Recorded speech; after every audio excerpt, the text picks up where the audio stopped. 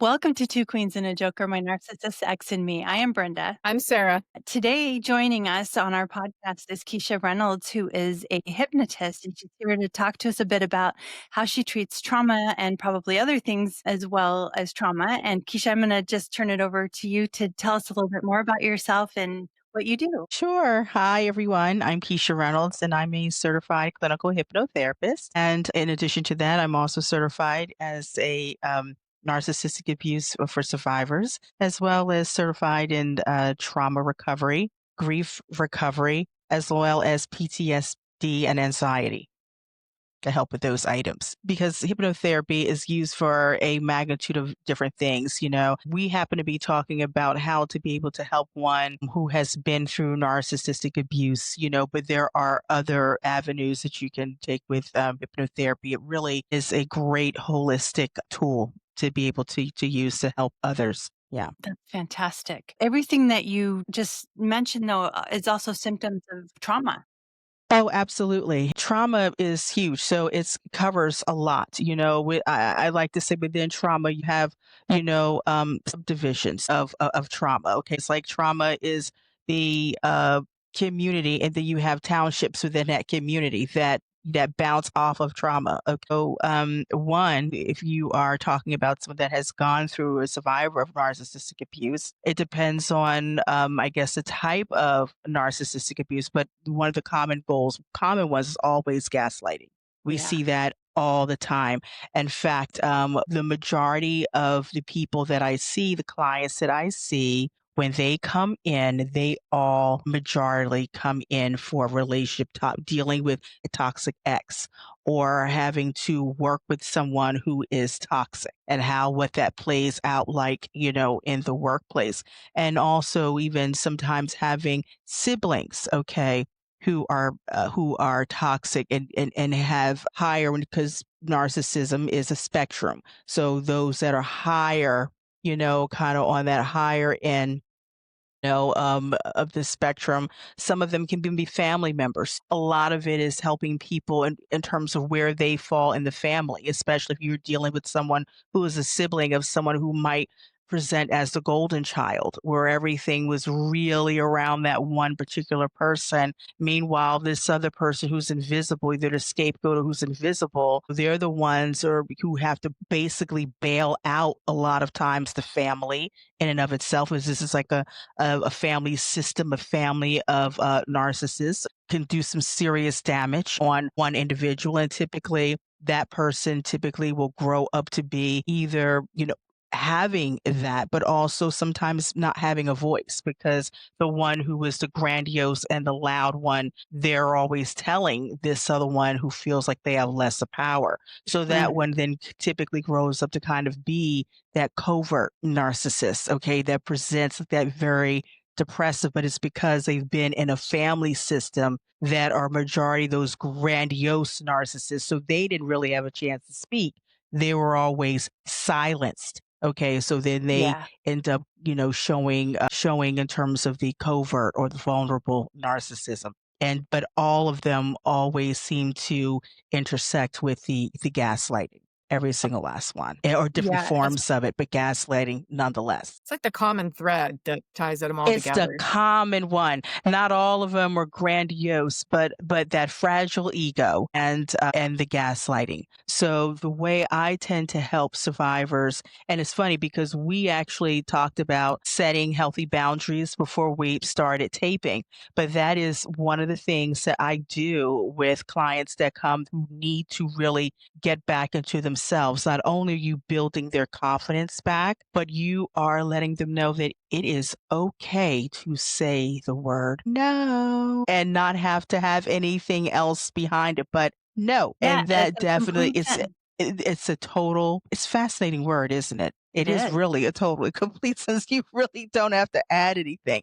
But we are accustomed to having to explain ourselves. Okay. I mean, it's almost like the days of explanations, like we just explain ourselves with everything.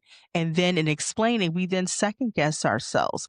We'll have and know in our hearts this is not something that we really should be entertaining, but we will do it anyway at the cost of ourselves. No one should have to shrink in order to make someone else feel seen or heard. That's Oh, like ridiculous. it That's is. ridiculous.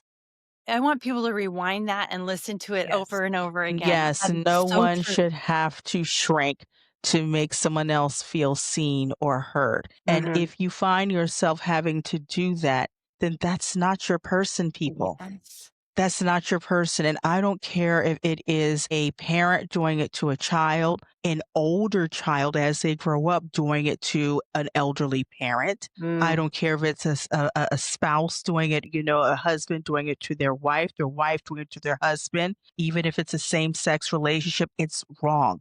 And you see it all the time. And the guilt, the gaslighting, the Mhm. guilt that they leave and destruction that is left in its wake of making you feel that it's your fault, okay? When it's them that more than likely has not taken accountability, for what they're supposed to do. Now, that said, we are all human. And I do believe to a certain extent, we probably all have a little bit of narcissism in us, okay? Because we are all human. But I'm speaking more of when you find it to the point where it's pervasive, when it is more over to that right than to the left, when it's really over to the point where you are getting someone who is almost to that point of sociopathic, okay, Mhm. to that end of it, extremely, maladaptive, not able to regulate emotions and the constant outbursts and things of that sort, or just making you feel just like a terrible person. Many times when you are a nurturer, you find yourself doing everything for everyone. And yet there is not enough left for you. And if you are dealing with someone that is highly narcissistic, they prey on that. The grief and the guilt you've mentioned a couple times, and this is Yes. such a part of this whole process, and I know Sarah can speak to this too. Just early on when Sarah and I first started doing this, we were having this discussion about whether or not narcissists ever change. And, is there any hope? And I said, "No," because I'm far more jaded than she is. She's a lot kinder than I am. And I think it broke her heart a little bit, and I felt terrible, and I don't wanna be the bearer of bad news, but I could see her face kind of change when I said that, and I felt awful. So there's guilt from my part, but for Sarah, I think you say if this is right or not, Sarah, but at that time, Sarah was like, she just wanted to hold on to some hope that he would show up for her kids Yes. or just be a decent human being. He's been incredibly horrible to her. And then we had a similar conversation maybe a week or 2 ago, and she said, "I hate that guy." She never says hate. No, I do not like that word. I don't like to say it about anybody in 50 now. And that's the first time I've ever used that word when it comes to another human being. And it took that long. Of course it does. And one of the things that dealing with that, it robs you of your sense of self. And many times after it's over, you end up feeling empty and embarrassed and also guilty because you feel like I'm an adult. I should have seen this coming, and you feel Mm. that it's something wrong with you, but there is nothing wrong with you. You have to understand that this is what they do. This is their whole life. So when this may be something that you've dealt with them for a few years, they've been dealing with this their whole life. So they are way better at, pulling the wool over your eyes with that anybody else. They're very good at that. So you can't ever feel that's not your guilt to carry. That's not even your pain to carry. That's his pain, his trauma that he was never healed from. Which is the way he is, but that's not yours. So in hypnosis, what I typically would do, just say if you were my client, Sarah, what I would do is as we're going into hypnosis, first of all, I would tell you, build in the suggestions and imagery to release anger that does not belong to you. Okay. Also bringing in gratitude back into your life because gratitude is the frequency of which everything else aligns. Abundance, prosperity, all that aligns from gratitude. Okay. Being grateful. And I will say being grateful even from the negative experience, because what happens is in that lesson is a blessing. Okay. And it's hard to see that when you're going through it. But what happens is this has made you 20 times stronger. I bet when you think about yourself now and before, you are walking out with all kinds of armor on you, and no one will be able to snow you. And if they do, I'm not saying ever, but you'll see it coming. You now know what to watch for.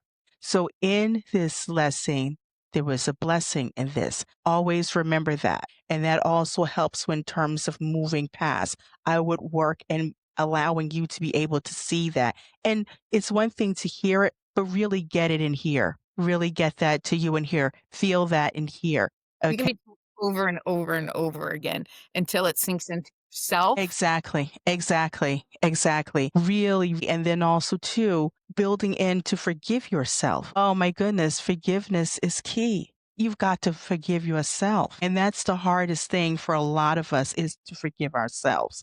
But you forgive, and honestly, and I know this is going to be the mother of things to do, but you have to forgive him. That's hard. That is hard. And you may not be ready right now, but in time, in order for you to be forgiven, you have to forgive. And it's hard to do that when someone has done you wrong. It's hard to do that. But what I find comforting, and I don't know what your belief is, but I have learned to be able to turn that over to God. I do believe. And it is one of the hardest things that I've ever have had to do, because by forgiving and turning it over, it feels like you're allowing this person to get away with something, but you're really not, because forgiveness is not for that person. It's for you. Is strictly for you, but it's not easy. And I don't even pretend that it is. It does take time. It does. For me, Right. it has taken prayer. And it has, in order for me to be able to move past this, but also knowing and learning more about narcissism and educating myself and getting this certified in it, learning that, okay, this had really nothing to do with me. And the thing of it is, if it wasn't you, it would be somebody else. So I don't want you to feel that there was something just about you.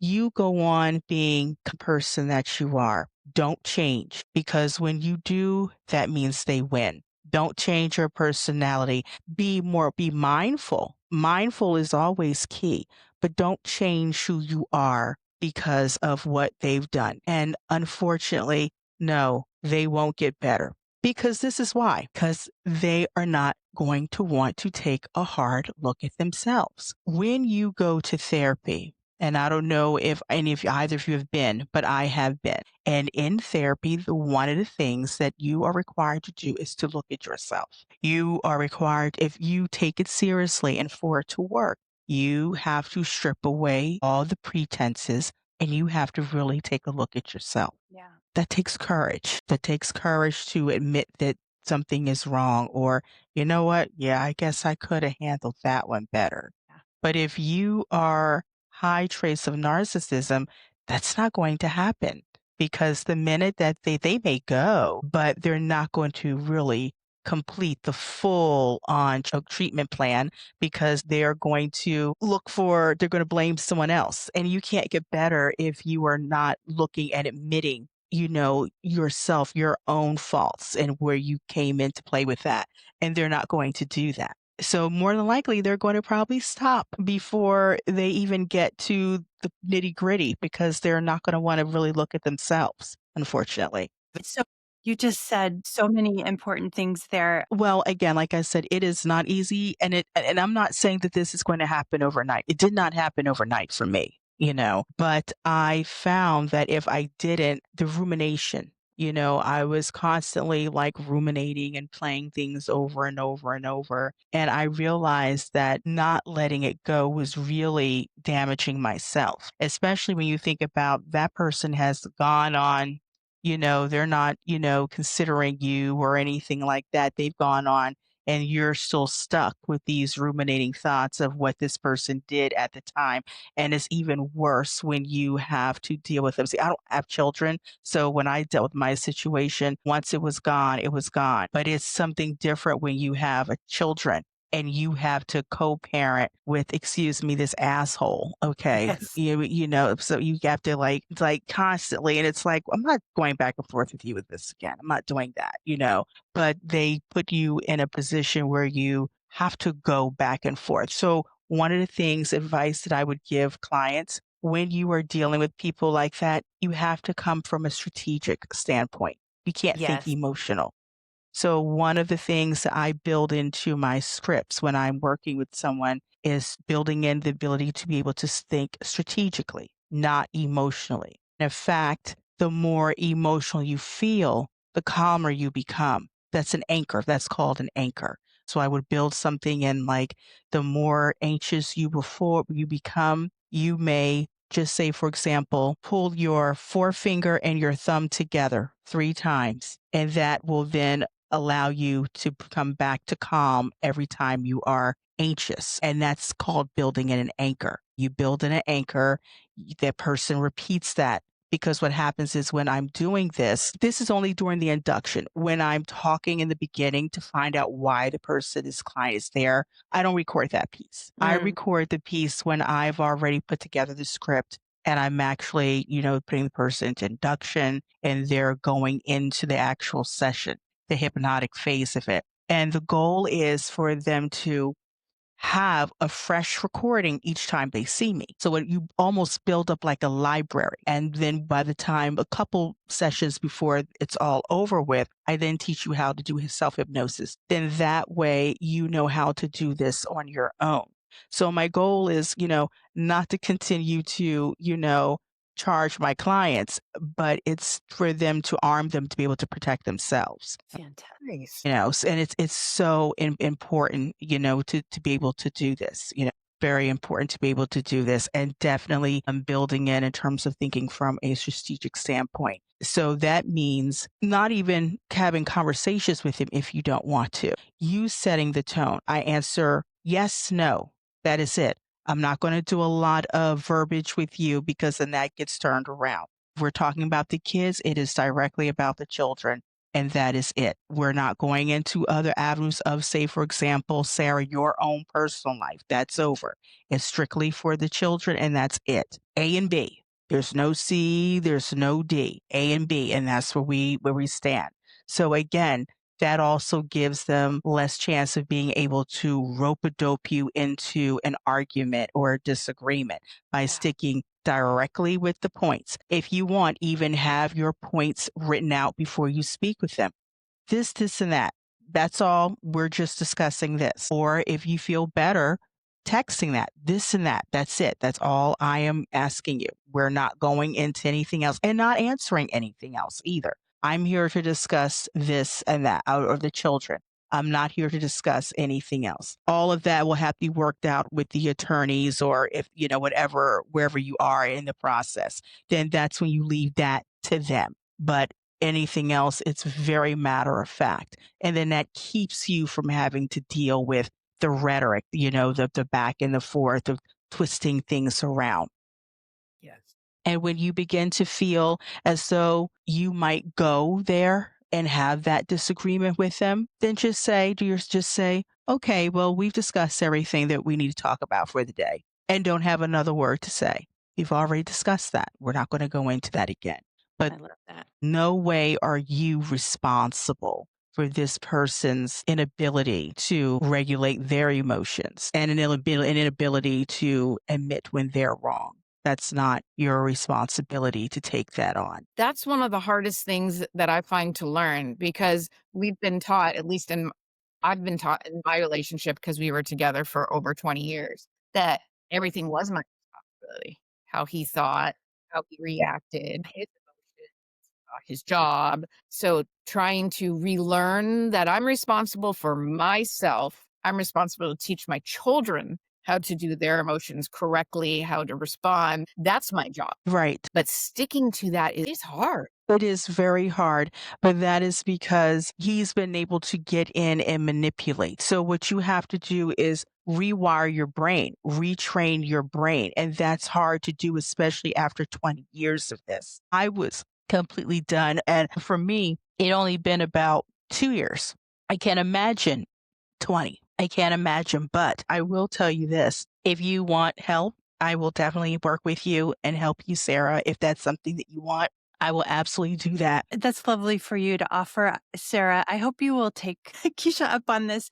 Try it. I think that would be very helpful Yeah. because I'm still Yeah, at the stage of blaming and haven't fully better, but I'm not fully out of it. I still take on right. a lot of I still apologize for him. And that's the thing, and you should not be. That's not your responsibility to apologize for him. He should be apologizing for himself. But again, that's all a part of the gaslight. Hmm. Yeah. Yeah. That's all a part of the gaslight right there. But yes, I would love to be able to work with you and anybody else who is interested. If they mention that they saw me or listened to me here, I'd be willing to take 15% off the total package price.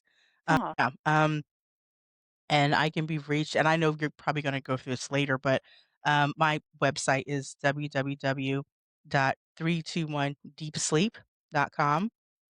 that'll be And in the show notes too. yeah, sure notes. Okay. And then my email is my first name, Keisha, which is KISHA at 321deepsleep.com. That's my email address. Yep. And I'll put that, there'll be links for all of that below the video and YouTube and wherever else people might be listening. Thank you Yeah. for that. Okay. I just hope that people do. They try it out and respond and because I didn't even know about hypnotherapy. I never knew. Oh yeah, it's and the thing of it is it's great as a modality used by itself, but it really shines also when you combine it with traditional therapy. Both of them are great standalones, but when combined with hypnosis, it 10x's things because what happens is hypnotherapy, from a hypnotherapist's perspective, we work with 88% of your mind, which is your subconscious. It's 88% of your mind. Your waking state, which is where we are now, that's only 12%. So what happens is in your waking state, that's where being able to analysis, logic, reasoning, decision making, all that is housed where we are in our waking state. And Mm, that's what the therapist works with. I work with the subconscious mind. So we kind of come with a two-prong approach, to be able to help. Mhm. A difference I love between myself and a traditional therapist is I don't diagnose. But what I do is I do coaching to be able to kind of help with that. I have a framework that we use, and I'm able to then use coaching as a way to be able to help people move past their trauma. I'm not so much into taking you back to relive it because I also don't want to re traumatize. Okay. Yeah. And I'm also not a licensed clinical social worker or a licensed clinical therapist, so I don't take you back. But what I do is I will heal the inner child. So many times, especially we all have different attachment styles, things that we've learned that we've grown up with, known associations. That's what we call them. Your therapist would call them distortions, that toxic things that you think, like if you feel that you are not enough Yeah. that grows up in with you, that's a distortion. So in cognitive behavioral therapy, they will work with you to be able to move past that distortion. Mhm. We call them known associations, and I use hypnotherapy to be able to rewire the brain. With hypnosis, literally what we're doing is we are literally creating new neural pathways in the mind to be able to change negative perspectives of ourselves to positive ones. That is fantastic. So I'm a therapist too, and I'm trained in EMDR, which also Oh, you rewires are? the Okay. yeah. So rewires the neural pathways too. So could somebody be doing EMDR therapy and doing hypnosis at the same time? Oh, yeah. So, okay, they're both healing modalities. The only thing different is that okay, so for example, if you and I were working with a client together, you and I would meet. You would tell me what the diagnosis is Mm-hmm. and what you've been doing. I would then create a hypnotic script with hypnotic suggestions and imagery focused on what the diagnosis is and what you are working with and what you've already done. So then when I make the recording, that person listens to that recording nightly. And then that goes into the subconscious. So here's the thing when you see on TV and you hear us counting back, we're like five, 4, 1, and they go deep sleep and you know that whole thing. So Mhm. deep sleep is not an actual sleep. So you don't do that. I mean, some people do, but it is a trigger for your subconscious. In Oh, fact, you are still aware. You have to be. So you're not going to go unconscious. yeah. Hypnosis feels almost like a daydream. You know how kind of like you're in between like sleep and awake, kind of days in and out? That's how it feels. But it is a deeply relaxed state. So, you know, people sometimes feel that you're going to go unconscious. You are not going to go unconscious. It's impossible to go unconscious with it.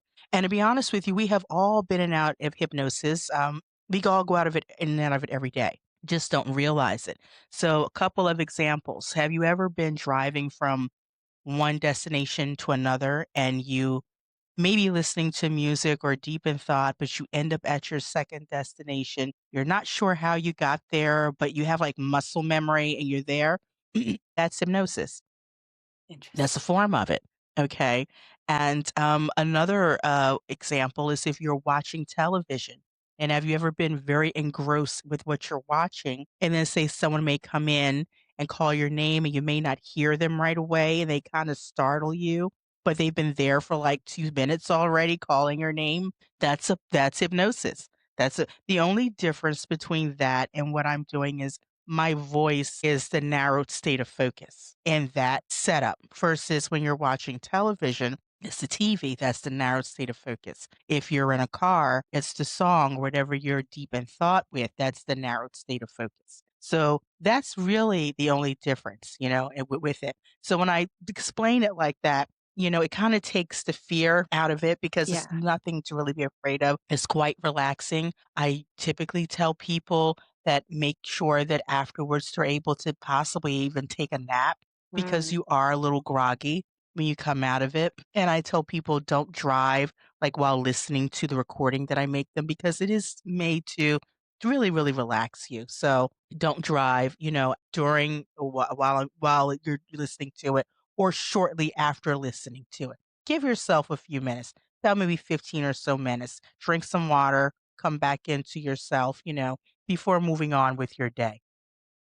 wonderful. Would you mind just explaining like what somebody could expect? So they reach out to you and they say, "Hey, I need help." What is I mean, you don't have to go in great detail, of course, but what is the process? So the process is this. So usually it takes anywhere from 8 to 12 sessions with hypnotherapists to see a true transformation, a transformative experience. It takes anywhere from 4 to 5 sessions to be able to feel the change. This is a gradual process. However, when you combine the one-on-one sessions and you add in and you're listening to the recorded sessions as well, okay, that accelerates the time for you to feel it on the inside. So instead of it being 4 to 5 sessions, it may be something like 3 or 4. You know, if you are listening to it on a nightly basis. And even if you're not, I tell people at least, you know, at least 4 nights out of the week. And it doesn't necessarily have to be at night. It could even be like in the very beginning, like when you first wake up. But, you know, right at the moment where you just wake up, you know, preferably at night, but right when you first wake up, not when you kinda after you get your day going and then but typically when you first get up because 'cause you're still coming out of sleeping, and that's still a point where you are still very suggestible during that time, but especially, you know, right before bed. And Excellent. I've had people fall asleep, you know, while they're listening to it, and it's fine. It still gets in there. Well, good. And what a great encouragement for sleep because I know the people that we work with at my practice tend to run pretty high with hypervigilance and anxiety. Yeah, yeah, Any yeah. anything that helps with sleep is welcomed, I'm sure. Do they have to come to your office or do you No, no, no, not at all. I'm in Philadelphia, Mhm. so if someone is local and they would like for me to come to their home, I don't mind doing that because 'cause they're local, but for the most part, I do everything remotely, just like here. Mhm. So I would send a link, and usually the first session is always the longest because we go over not only why you're there, we go over something with a suggestibility test, which is basically more of a test for me. It's more so that I'm able to see how you're able to take in information. Are you left brain? Are you right brain?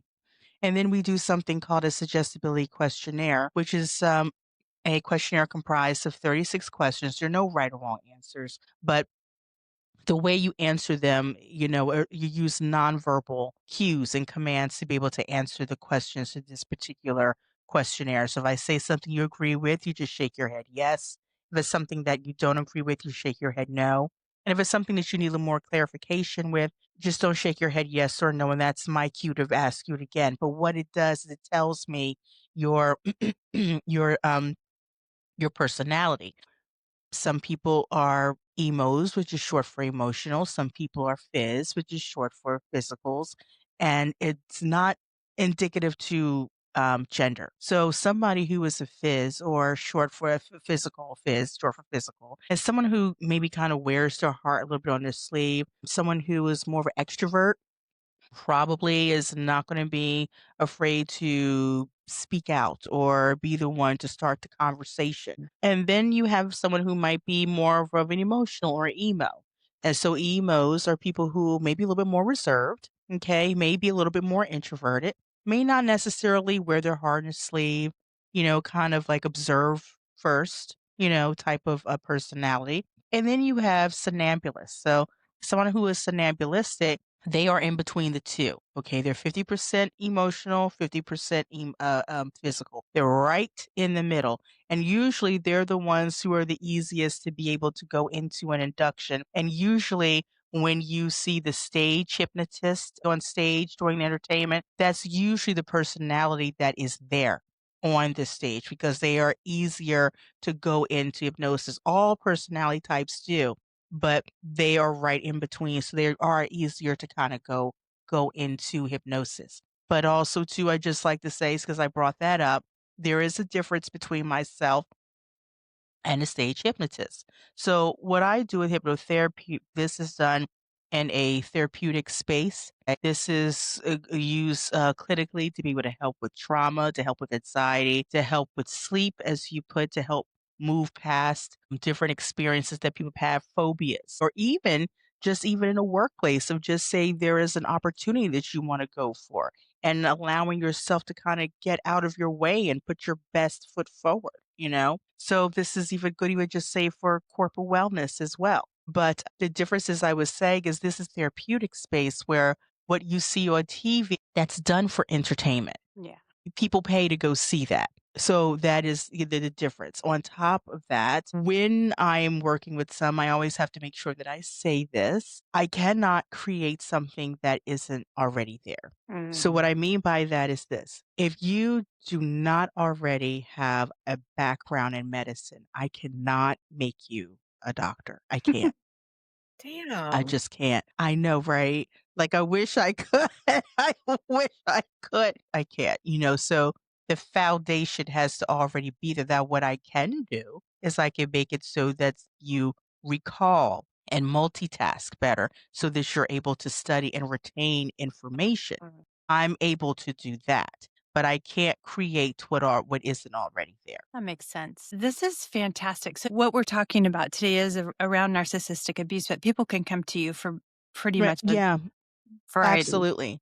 Absolutely. Yeah. Yeah. And Mhm. is there, I mean, well, maybe those of us of a certain age have this image of the pocket watch going back and I forth, right? mean, if This if you would like me to, I do have a metronome, so I Okay. can pull it out. I do have it for those that really want that, but you don't even really need that. Really, this is just a technique of just relaxing and kind of going into one's mind, and then just using a few keywords here and there that trigger the subconscious to allow you to be able to really locate your best self. One of the more fascinating things that I've worked with has been quantum jumping.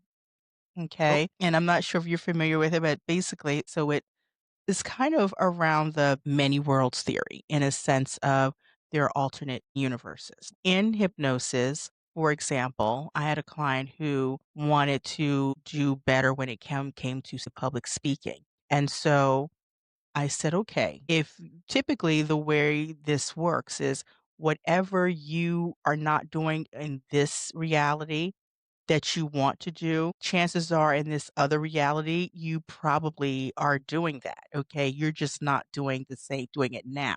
So in hypnosis, I had her to quantum leap to another parallel universe where she could see that she was a public speaker. She would speak up publicly, okay, and be able to then have a conversation with herself, okay, and bring back all of the tips and tools that she learned, okay, from her other self and be able to bring that back to where she is now and to be able to then build that into her scripts going forward for her to be able to access that.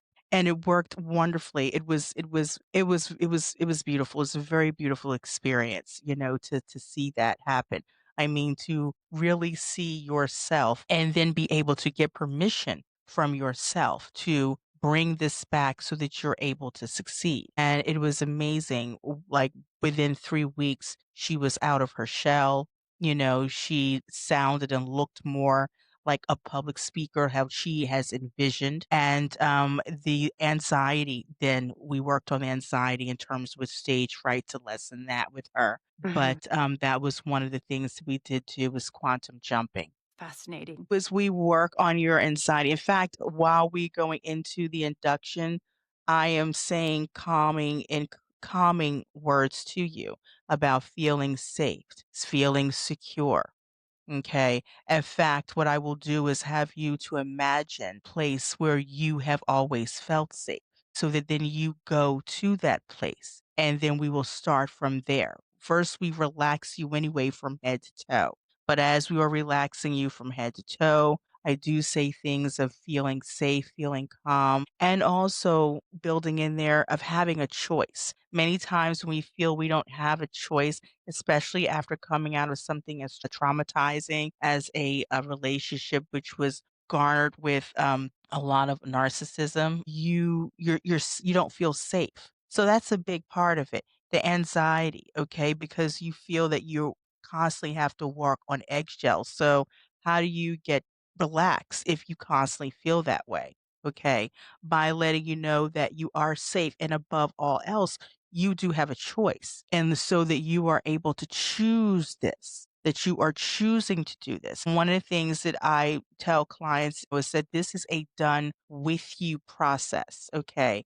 So I actively need your imagination and your ability to visualize in order for this to even work. So we work together, with this. We work together. The envisioning of the other self that's doing something Yes. that to me is so incredibly powerful. And there's so Yeah. many parallels here between I never knew this, but between EMDR and hypnotism. There are a lot of Hmm. parallels because there's a version of that in EMDR that's called the future template, where we look at in the future how in this healed self or this learned self, Hmm. how are you gonna do this?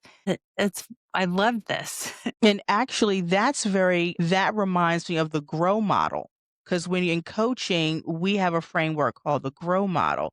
So the G is for, goal, and O is for your options. R is for reality. Okay, where are you now? And then W is for the way forward.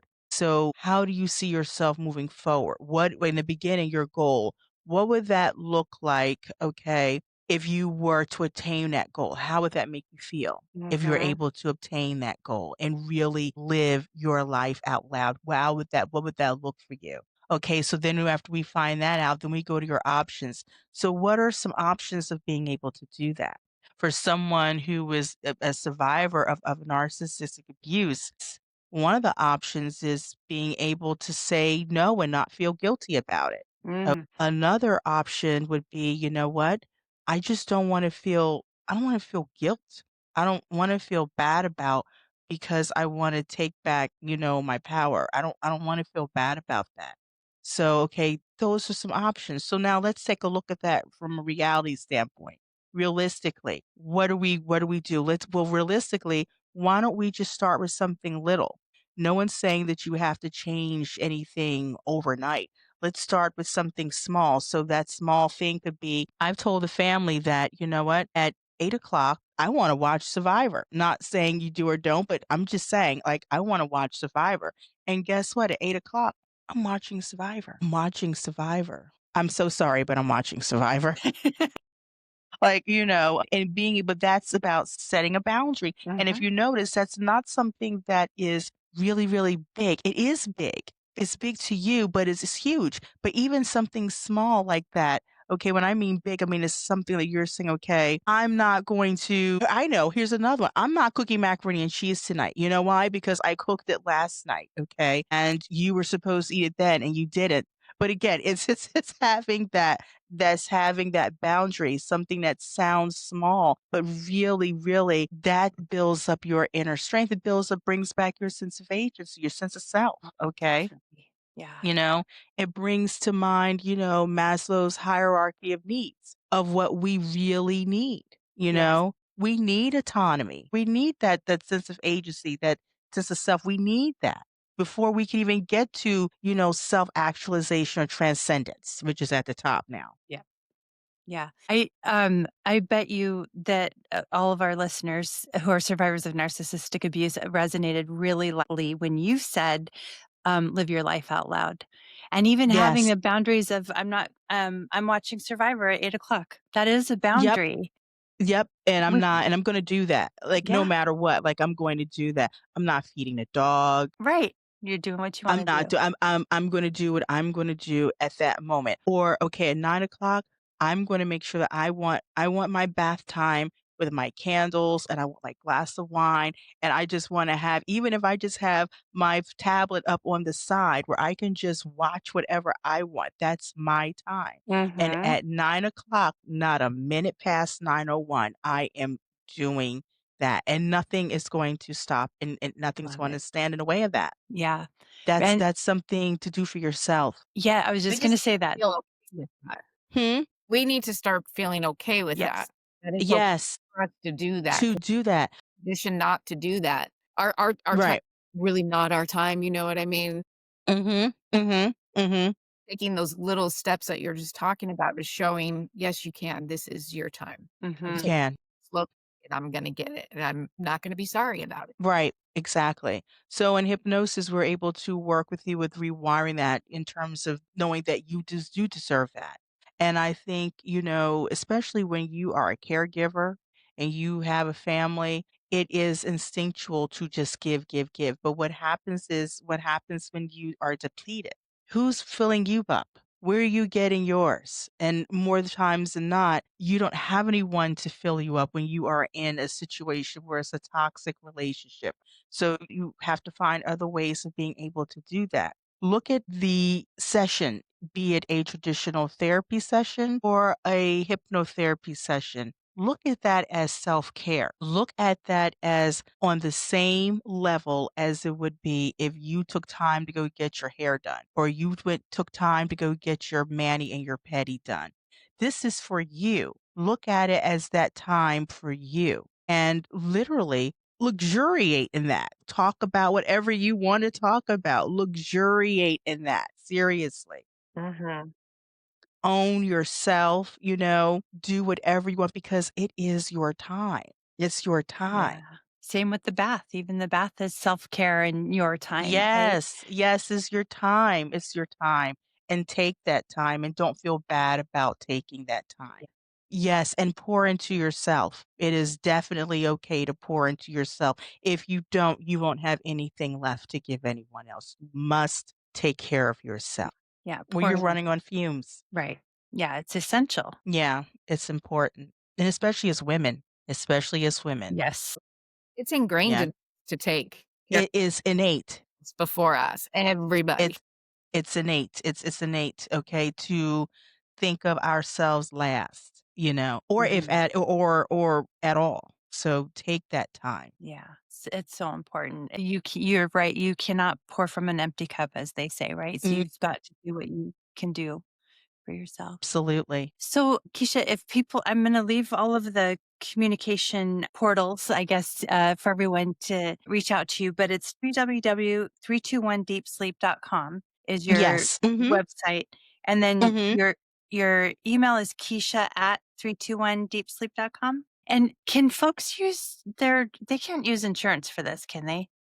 Or can they? No, you can't use insurance. However, I do work with a company called Coach Financing, and Oh, they will be able to give you, a rate, if you need something that might be a little bit more flexible.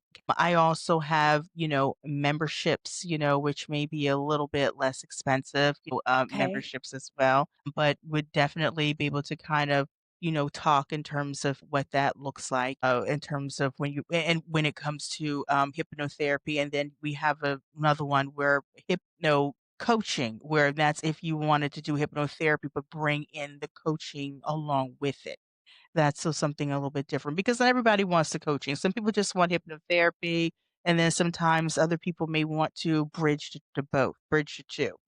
So it just depends on what you want. I do work with clients who are also, many of them are faith based. So many times I do incorporate scripture and prayer. If that's Okay. something that they would want, scripture and prayer to be able to help them move past what they want to, challenges that they are working past as well. Wonderful.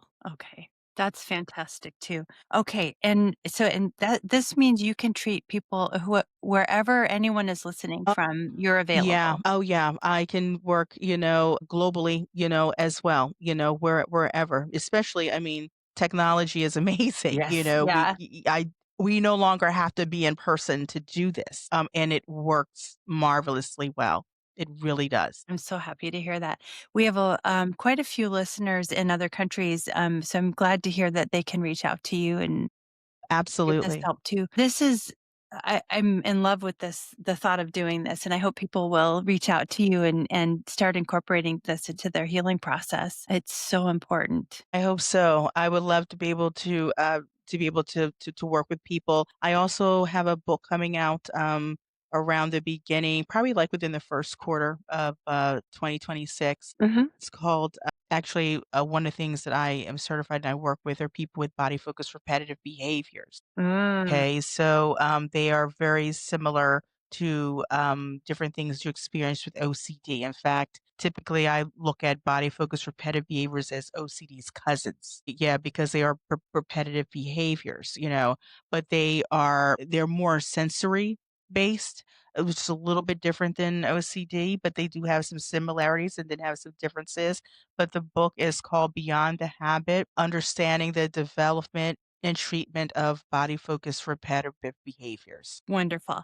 Maybe when your book is released, we can have you back to talk about that too. I would love to be able to do that. Love, love, love to do Yeah. that. Oh, That we would will be amazing. definitely. Please let us know when it's available, and we'll have you back to tell us more about that. That's really important too, and that I think people don't even realize that they're doing a lot of those body focused. Yeah, this is, probably for another podcast, but I suffered with it for quite some time, and that's how actually I got into hypnosis was Oh, because of it. well, thank you so much for joining us. I Absolutely. truly appreciate it. And we'll look forward to talking to you again when the book is out. Absolutely, seriously. So I'm so happy to have much, and I love the name of your podcast. I love that. Thank you. Well, I do. I love that. I think it tells the whole story about our relationship. So, yeah, and Yes. it hopefully gets people to understand what we're talking about. We shared the same ex, and we've got plenty of stories. Yeah, I love it. I love it, and I love when women bond together and come together. That instead of warring with one another, you yeah, bond together. yeah. That's what life is all about. Really, It it's really bonding is. together. Yeah. Yeah, yeah. Well, we've talked about the fact that we are now the two parents that our children have needed all along. Yeah, so Exactly. it worked out. Yeah. Brenda and I just want to say thank you. We appreciate your time. We appreciate your comments. We are here for you. Email us, text us. We're here to support you. Thank you for supporting us in our podcast. Yes. Thank you.